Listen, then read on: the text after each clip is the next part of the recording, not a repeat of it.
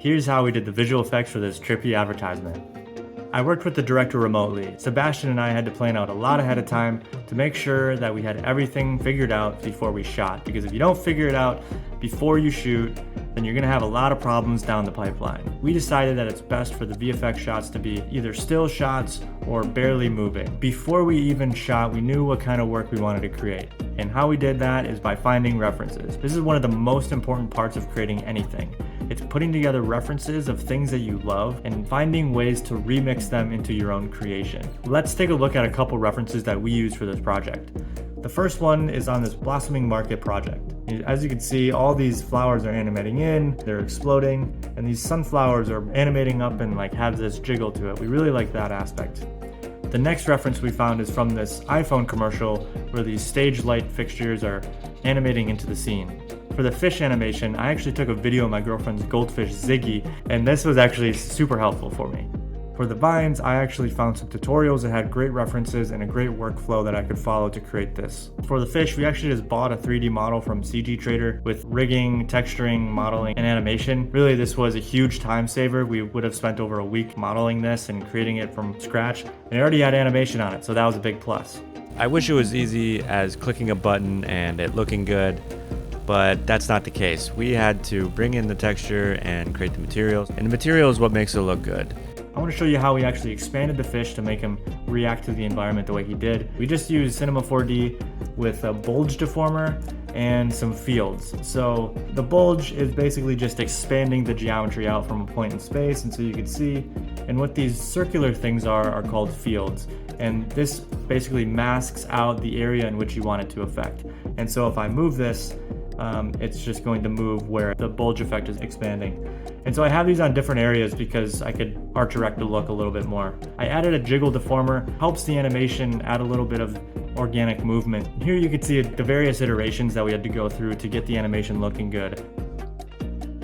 This is how it looks when everything is all together. Moving on to the vines, this was actually the hardest thing to do because the way that I wanted to set it up, I wanted to be able to just draw a curve for the animation to automatically populate. And so that's what I did in Houdini. So moving into Houdini, relatively simple setup. There's just some things under the hood that are pretty complex. This geometry, which is actually from the footage itself. With these walls, I could actually use them to paint on the vines, so to speak. So as I draw the vine, it's automatically populating the stems and the leaves. The way that it works is basically the curve is drawing a tube, and on that tube there are these leaves that are growing, and the leaf is a single asset here. It has some jiggle on it as well, so it has a little bit of organic movement. This one leaf was populated over the entirety of the plant. It's just that the offset of the start time was changed. Benefits of doing it procedurally is that I didn't have to redo the work every single shot. I could just draw on wherever I wanted the vines to be. And so it was very quick to iterate on the process, as opposed to having to do everything by hand and redo a lot of work. So let me tell you a little bit about how I set up these scenes for the 3D integration with the vines. Looking in Cinema 4D here, you can see that I actually have the video in the viewport here, and it's actually projected onto a set of geometry down here. So this is what the geometry looks like. So I can click here and it's outlining the frame, and this is actually extruded out from the wall. This is so I can accurately create the scene in 3D, so I can place the vines in a correct place. And so each one of these has a frame, and show you the vines in motion here. It's a little slow, but you get the idea. I did this process for every one of the scenes. Some scenes I had to motion track the camera to make sure that there was correct camera movement, but the rest of the scenes that were static, all I did was just do it in Cinema 4D. The most notable part of this project is the flower wall animating. How we did that is by taking these flowers from Quixel Megascans and chopping off the stems. Then we just animated the flowers blooming up into their full size. I added a jiggle deformer to give it some more organic movement in the animation. So we just placed them where we feel like they would look best. Then we just changed the start time of the animation of each flower to match the flow of the cut. And this was really important too, because if the animation in the shot doesn't match the overall pacing and flow of the cut, then it can look off and make you feel a bit disconnected from what's happening on screen. Next thing I want to talk about is lighting. This is honestly my favorite part of the process. I love photography.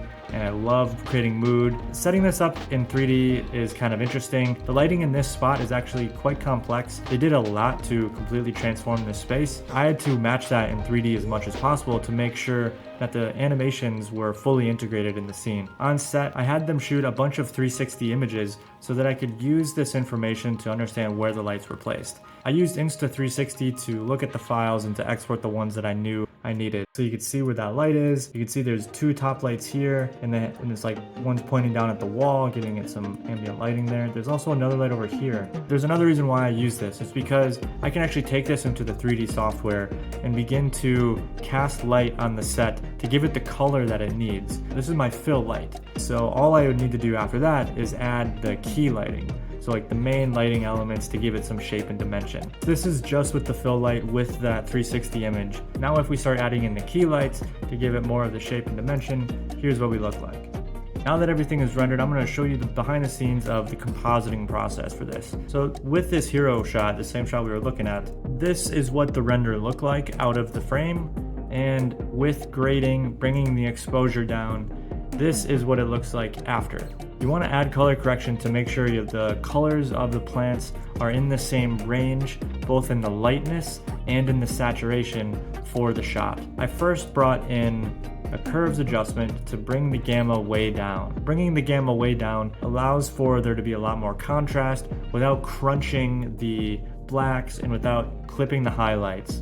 And then I bring the overall exposure down because some of these areas were a bit too bright. I like to sample a color value in the shot to get an idea of how bright something should be. So this light here is about 0.77, 0.8 in value out of 1. And this plant now is at about a 0.3, 0.4 average. I know like the red was about 0.6, and so this is actually pretty good. We want it to be around this range. We want it to be lower than the light, obviously. Before the exposure, it was actually almost as bright as, if not brighter than, parts of the light was. So we don't want that. We want the saturation values to be in the similar range of the shot itself too. Otherwise, if it's too saturated, it might stand out a little bit more. And a key thing to note is that when the brightness of the color is darker, there's an illusion of higher saturation. So be mindful of this and make sure you always sample your values. After that, we added a little bit more color correction. The next thing, of course, is to roto out any sort of foreground elements that are on top of your CG objects.